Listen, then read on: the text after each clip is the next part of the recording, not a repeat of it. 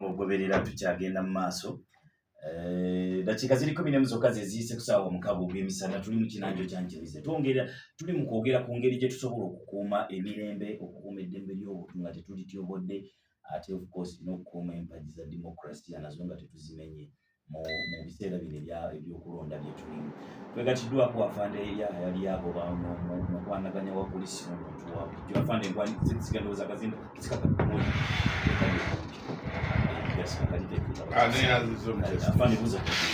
abatuliza kuli omuntu wa bulijjo balamusiza buli agoba Yahaya ndi mu kwanaganya wa polisi n'omuntu wa bulijjo wano ku CPC Masaka. Bitambula bitya? Alhamdulillah. Embeera eri etya mu mirimu? Emirimu mirungi. Enkolagana yammwe n'abantu ba bulijjo gyentegeeza. Singa byali byakutuwa ngabo. Ndowooza Bobi Wine lwe yajja wano baali badde bagituwa. Awo nange nabagirako enkofiira.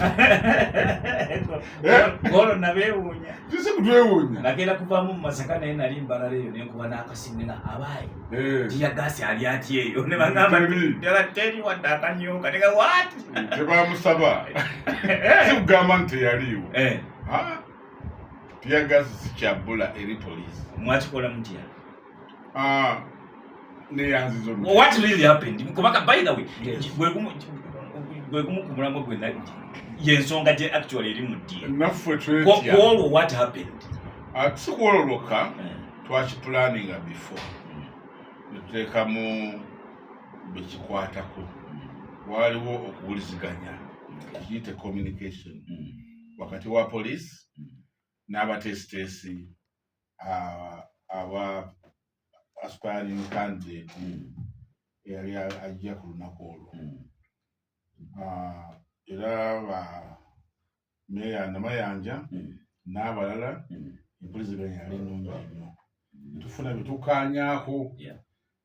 Tugaba akugamba nti batuwadde essowaani emu naye tojjayo kifikita kuli mu maaso nti yes otegedde nti ntegedde. Bwogerera ku mbeera eyo era temuyinza kulwanira mu senior. So ffe empuliziganya yatuyamba nga Masaka. Ne bakama baffe abaali bakulembedde okuduumira okwo tebaali batiitizi. Embeera nga tusobola oli okumuwa obudde ne twogera naye oli abo abagezezaako okusoomooza n'omanya nti kino kya lunaku lumu tumwengeginge kubanga teriiyo mukulu mu abo bwe tuba tuligenda okuteekerateekera ayinza kukasuka kacupa k'amazzi kikolebwa bano abatandikirwako. So ffe empuliziganya twagitwandikira ddala waggulu n'eka wansi. Ate watimwe bw'abanga yakubuulira mutuufu toyinza muwakanya bw'oba omukkiriza. So ffe bye twagala bikolebwe ku lunaku olwo twatuma bekikwatako. Kali mu disitulikisi ddala simanyi bwe bakikola. Naye bayigiriza okubeerako awuliriza rediyo eno y'omuntu wa bulijjo ng'esooka region. Ffe tetuteekateeka ku lunaku olwo naye tuyita bekikwatako be twogera nabo. Era be babuulira oyo kandideeti ajja nti eno gy'ojja bagambibwe bati ne bwe bati ne bwe bati. Bw'okola bino bajja kusanyuka, bw'otakola bino awo ojja kuba osabye tiyagaasi. Eyo no nsonga nkulu naye wojjidde woyimiridde mu studio sanze embuuza mukulu Igomba nti ffenna tulina obuvunaanyizibwa okukakasa nti waliwo emirembe. Ekyo nno mu nzivuunula endala lwakuba nagimuleetedde direct ne sigimuleeteranga bwengikuleetedde. Ffenna tulina obuvunaanyizibwa okukakasa nti eggwanga lyaffe lirimu emirembe. Ekyo nno kitegeeza nti ffenna at the same time tulina potential ey'okutabangula emirembe. Naye ne muganda tusooke twogere ku muntu wa bulijjo. Biki byateekeddwa okukola mu process yenu okukuuma emirembe abuto ku kulonda wali. Omuntu wa bulijjo ddembe lye okuwagira gw'ayagala, ddembe lye okugenda okulonda, ddembe lye okugenda ku kampeyini oba obutagenda. Kubanga teri okujja kuwulira nti gundi bamutwala nti kiki nti anti omukulembeze gundi yabadde kulaale n'atalabikayo. Era lyonna ddembe lya muntu gw'osalawo nti kangende mpulire yiga byayogera oba sigenda naye bw'oba ogenda oyita mu kkubo mu kkubo lino bw'ogenda okuyita mulimu ab'enjawulo abatamanyi na kumanya nti olunaku olwo oyo gw'owagira agenda kubeerayo. Mulimu abatwala balinze okugaba omusaayi, mulimu abagenda okweyimirira abasibe mu kooti, mulimu abagenda mu ddwaliro, mulimu abagenda okusuubula, mulimu abagenda bweru wa Uganda. Kati obuvunaanyizibwa obwo okulaba nti wabeerawo road discipline butukwatirako ddala ffenna. Bwe mba ntambulira ku bigere nteekwedda kutambulira sayidi. Bwe mba nvuga piki ngivuze ntya, bwe mba nvuga motoka ngivuze ntya. Okuteekawo embeera nti konvoyi emala kuggwaayo etali ya pulezidenti, kitegeeza nti eddakiika 2 g'osiba motoka zonna ojja kubooleza. Tekiviirako abantu okuwaganya ebbali agenda okusanga ng'ataaga mu septic tank. Tekiviirako abantu okugamba nti kale kangi paakingi okweraga eryanyi. So embeera eya discipline ku luguudo eteekwa kubeerawo. Then mu kifo awagenda okubeera campaign, teriyo kifo mu Uganda wano mu Kulumalu nga tekiriko nnyini-kyo. Oba kisaawe kya mupiira, twala sports arena, bataddiini ab'ekisuufu bananyiniyo. Bw'otwala liiku yaffe kati city kimanya kabonera yenanyiniyo. Bw'otwala ekibangirizi kyonna kiyinza okubeerako nnyini-kyo. Kati nga tonnaba kukuba laale yonna oteekwa kuwuliziganya n'oyo avunaanyizibwa ku kyogenda wogenda okuteekateeka laaleyo. Era bamala okukaanya ffe mutubuulira bubuulizi nakutusaba bukuumi nga bwe twakola ku lunaku olwo. Tiffe twalaba era yo exercise y'okusaza yafuuse erolomuddo kumbi mu Uganda yonna. Ffe twalaba nti omukolo ogenda kubeera muli munda. Ate principal waago tannaba kuyingira. Ne tulaba nti tulina kitwetaaza kubeera munda. Nga ebigambo byandyogeddwa okuva ku ssaawa 2 ze twadeployinga paka omukulu bwe yajjira ku ssaawa 9. Mu butuufu wayinza okubeerawo asiiwuka ebisaawo. Ne tugamba nti nedda, anti lwananyini mukolo tebasobola kwebba, tebasobola kwekuba, naye ffe tukonsentratinge ku makubo okuyamba bano abatagenda ku mukolo, abatali mu mikolo bali bandeemu. Teri yayinza okuba munne, teri yayinza kubba munne. Ate bwe banaabeerawo ekizibu bamanyi nti we tuli. Saza tusooka ne tugireka munda nga tolabamu wa poliisi yenna nga bali bweru. Era nga kizibu nnyo okuggyako nga Mukama yakuteekerateekera ndi kuwoolwa ojja kubanga osiibuse empisa. Tuli ku motoka zaffe, geeti nzigule, mwe muli eri nga tosobola ate kuva eri munda ojja osooze bano abali ku motoka. So empisa eyo okwewaŋŋana ekitiibwa bye bimu ku biyinza okuyamba. Olesa akagamba akalungi yiga ke yatandikiddeko. Ebimu ebiyinza okuyamba omukuumaddembe awatyo munnansi ekitiibwa. Mukuumaddembe wawera munnansi ekitiibwa, ffe tumanyi emisango egizzibwa mu process. Si mifreaking, si gyakuyiiya buyiiya. Kati munnansi bw'aba tannaba kugizza, mutunuulire butunuulizi. Yes. Talina musango gwe yakoze. Talina musango gwe yakoze omwagaza. Tukimanyi nti musango okuyuza ekifaananyi kyo yeesimbyewo. Tannakiyuza. Tumanyi nti musango okusanga ekifaananyi kyatimbibwa edda gwe n'okibiika n'oteekako ekikokulu. Tannaba kukikola. Tumanyi nti musango okukozesa olulimi olutyoboola tonnaba kukikola. Tukimanyi nti musango okugulirira abalonzi. Tunawulirayo nti emmotoka eri waagundi egaba sukaali, emmotoka eri waagundi egaba buwunga, emmotoka eri waagundi egaba ssente. Oyindako oyogedde noga nti of course ebimu ku byengenda okukugirayo tebibadde wano naye no leevyo tekoma Masaka kati enva mbireeta. Ate naawe obumanyirivu bwo ng'omusirikale tebakutendeka nti Masaka wokka ate sigati oyogerere poliisi oyogerere n'ebiri ewalala. That's not the meaning. Naye twagala twogere ekifaananyi ky'eggwanga ekyawamu nti olina tewayogedde wali nti ddembe lyo okuwagira gwe gw'oyagadde. Wano noga nti omukuuma ddembe okuwa munnansi ekitiibwa ye munnansi ono kubanga talina bumenyi bw'amateeka bwonna bwe yakoze. Omusirikale n'atamutambaala. Naye waliwo sinaliyo zendabye abakuuma ddembe nakirabye oba ku Kaleerwe ndowooza nga bakuba amazzi mu basuubuzi abataddeawo ebintu olwokuba waliwo presidential candidate agenda okuyitawo kati waliwo abayimiridde ku kkubo emabbali w'ekkubo ne babakubamu amazzi nga bakozesa emmotoka.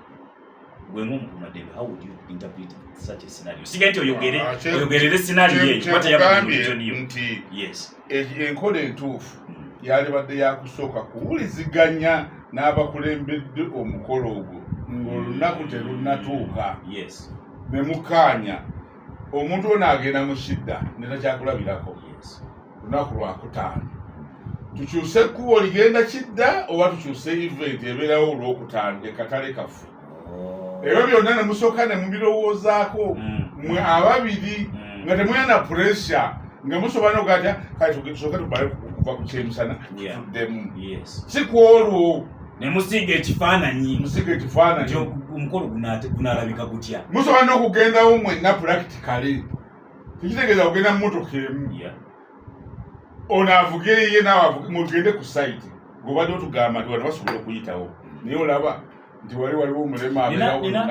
Nina sinaliyo gye nalabye ku katale waffe era yiga abadde ambuuza Nandala Mafabiro yabaddemu navudde wano nga ngenda kuyita katale awo era nakyewuunyizza nnyo. Saalabye wa poliisi n'omu, saalabyewo wa poliisi era tulwali wa katale naye nalabyewo oda nga oli ali mu kkubo mwayogerera naye nga waliwo abavubuka ababadde basimbye emmotoka nga babaga emmotoka zisimbe layini emu bwe zisimbye kasota nga baleseewo ne gaapu ey'abatambula. Yempuliziganya ne disipulini ate nga mbadde sinaki gyenkugambye ate waliwo omuntu okwagala okulabisa kati gwe bw'otabeera mutendeke enaafu era bajja okulaba. Kiringa bwana Umar okuba nti omukyala ono muzze mulina embeera ey'okusika omugwa mu maka naye nze lwenkyadde lw'oyagala olage nti gwe nanyinimu ajja kukuba sigiri ku mutwe mu maaso ga ajja kwagala okulaga nze nti omulanga bw'emmage ali innocent. Nze emyaka 35 gyemaze mu Uganda Police tebankwatanga ku yunifoomu yange naye nga abantu mbakwata ate abasinga obungi mu community mwembajje bwe bakusiba emiguwa nti kabakutwale oyitiridde kabakutwale. Ekireeta ekyo kimanyi butafeekinga nsonga ku muntu. Omuntu ono singa yaba asoose okukuba ejjinja ne banne bamugamba kuleeta buzibu oyagala kuleeta buzibu. Abasajja bali ku byabwe basooka kuyita mu kasota patro layini emu bwetu nga tebalina gwe banyiga kati gwe awo bukasuka ejjinja abantu ba bulijjo benyini bagenda okukwata. Naye nga ebyobufuzi bagaa politics zetategeemu kati ekyoku omukulu lwe yajja wali kusaza tekyakola mawulire era abantu abamu batugamba nti balayafaani bakite mutukubyeku mutekewo sinaliyo omuntu ayinza okukuleetinga embeera enoonya sympathy ate bo bannamawulire muli bagezigezi oyinza olutambi okulutandikira mu kikola amawulire. Bino ebigambo nze byentandise nabyo okuwoninga omuntu ono. Bwe wali obadde ng'otudde ku TV oba ku leediyo n'owulira nga ŋŋamba mu mawulire g'essaawa eno emmotoka zitambudde bulungi olunaku olwaleero okugenda Embalala ku luguudo lw'Embalala Masaka. Naye wageze wabeewo ezeetomedde awo kati ekizibu wekijjira nti bw'otabalansinga midiya n'emirimu gy'okola bajja kukulabisa. Nkakasa nti wabeerawo soogerera gye byabadde naye wabeerawo okusooka okuwuliziganya nti bane wano nti nedda futteko kuyita wano NNC yaffe lwaki mumutusalirawo NNC constituency yaffe olwo teyesimbewo siwa Uganda yonna kati ne batakkaanya jjukira lubadde lukiiko tekuliko aziza musango ate tolina gogenda kusigaza wano engeri gyotakkaanyiza musigale wano bagenda okimanyi nti mukanyiza gwekyokola redeployment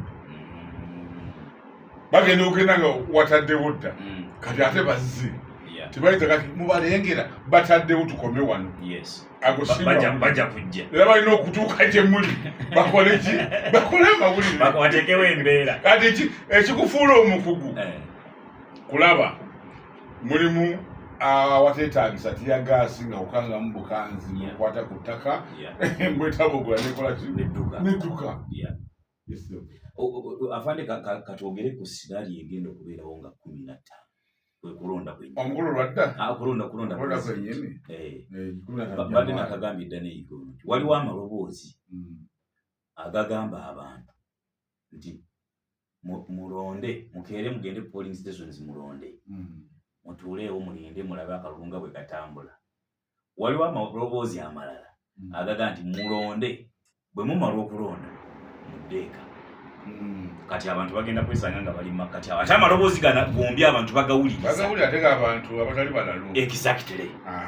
What is going to happen? Kakati era nina gwe nabadde nkibuuza nga ataligenga musirikale mukwano gwange naye twali tunyumyamu ne muganda yafande kankubuuza singa abantu banamala okulonda ne batuulawo awo tebayomba tebalina nsobi gye bakoze kati ffe tuliwo mugenda kukola soko tusigire ekifaananyi kinaaba kitya tuliwo okulungamya kyetalikiddeko kuno si bwe kulonda okusoose okulonda okubaddewo tubadde tulekawo mitaazi 2 ng'ayagala okuwuumula zaawuumuliramu ayagala okulaba nga bwe bitambula mitaazi 2 ezibaddewo naye bwe wajjawo embeera ekyusa nti si kubeererawo ddala tugenda kunyonyola abantu baffe tugenda kukolaki kunyonyola abantu baffe okusinziira ku kyemmanyi nti buli pulezidenti agenda kubeera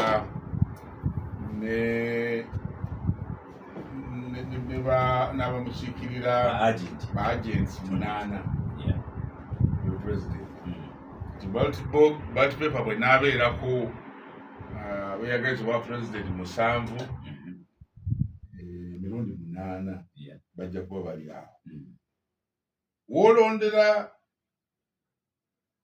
iga nti nina nesowaani yange ondeetera emmere oba olina obusobozi obukakasa nti ajja kusobola okufuna eyiye ate afune neeyiyo abantu bano 8 bajja kugattibwako aba MPs kitegeeza nti bwoba olibaddewo n'abantu 8 ku presidential candidate wo ate olinawo MP gokkirizaamu bagenda mugattako abantu 3 abo 11 abali ku meeza ziri awali obuuma nange bwe nawulidde nkakasa nti abo basobola okutuma presentinga kankibuuze plainly kirimu sitaani ki omulonzi bw'amala okulonda naga nti kambeerawo naye n'abalala ate kati waliwo polling station how evil is that waliwo polling station nga nfunda nga wane waffe olaba Centenary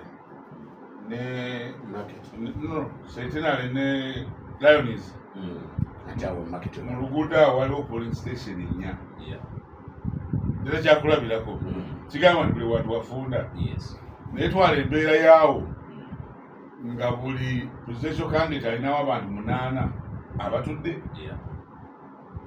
oteekeko bali mupewo bali 3 abantu 5 emirundi 3 abali awo kakati naffe abaloozi oba tuli bibiri n'abawagizi tutuula awo kirinda buzibu kiruna ku lwakulonda olunaku lwakulonda naye terugaana agenda mu ddwaliro ajja kukozesa amakubo amalala bulijjo mwekenyini abapoliisi mulina amakubo ge muggalafu olwa incident nemuga nti wano waliwo ekibaddewo ekkubo tuligadde ddakiika 3 oba mumanyi n'okugaggala olunaku siro olunaku tetuggala nk'okuba olunaku lulamba ebyo ife tebeerangayo oluguddemu ate kuno kulonda nti kuno kulonda kwa olunaku olwo lwakulonda kati okimanyi nti saawa noyinza okuba tolina mulwadde mu famire n'ova ku mpero nakugamba nti weda tukuba essimu yo nga togikwata gundi wano bodi emulinnya era ali wa byansi kati ekubo bwe liba liggaddwa